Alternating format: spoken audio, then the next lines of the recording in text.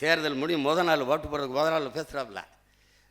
தேர்தலுக்கு பிறகு ஸ்டாலின் அவர்கள் போய் மோடி அமித்ஷா காலிலே விழுவார் அப்படின்னு 2 வாரத்தில் இவர் போய் விழுகிறாப்புல.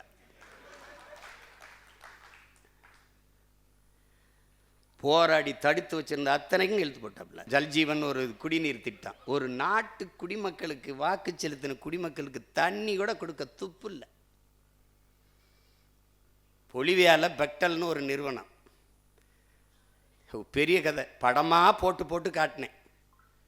இத்தனை ஊடகம் இருக்கு, ஒருத்தம் போட்டு காட்டல. என்னென்னமோ சொல்கிறான்டா அந்த பாருங்கடான்ட்டு. போறார், வாரார், திரும்புறார், உட்கார்றார். அவன் ஊடகத்தை மயிரள கூட மதிக்கிறது இல்லை, அவன் திரும்பி கூட பார்க்கறது இல்லை.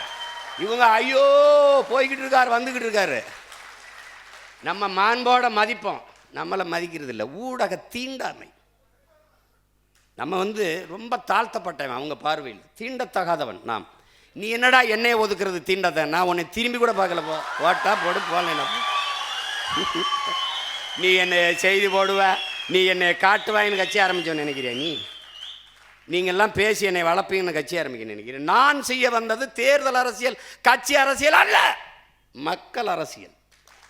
நான் செய்ய வந்தது செய்தி அரசியல், விளம்பர அரசியல் அல்ல, சேவை அரசியல், செயல் அரசியல்.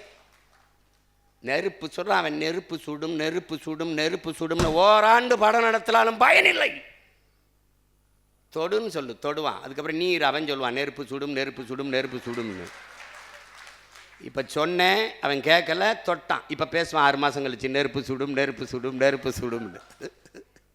நீ பாரு, ஒரே ஒரு தடவை திருச்சியில் ஒரு வாரத்தில் போராட்டம். செவிலியரெல்லாம் சிமான்னா வான்னு கீழே ஒருத்தன் போடுறான், இங்கன்னு வருவார் உனக்கு வா, கீழே போடுறான், உனக்கு வருவார். அண்ணே அண்ணே, இவங்க கண்ணீரை பார்த்து நீ போய் நின்றாத, தயவு செய்து பேசாமல் நிம்மதியாக வீட்டில் இரு அப்படி. I am very sorry,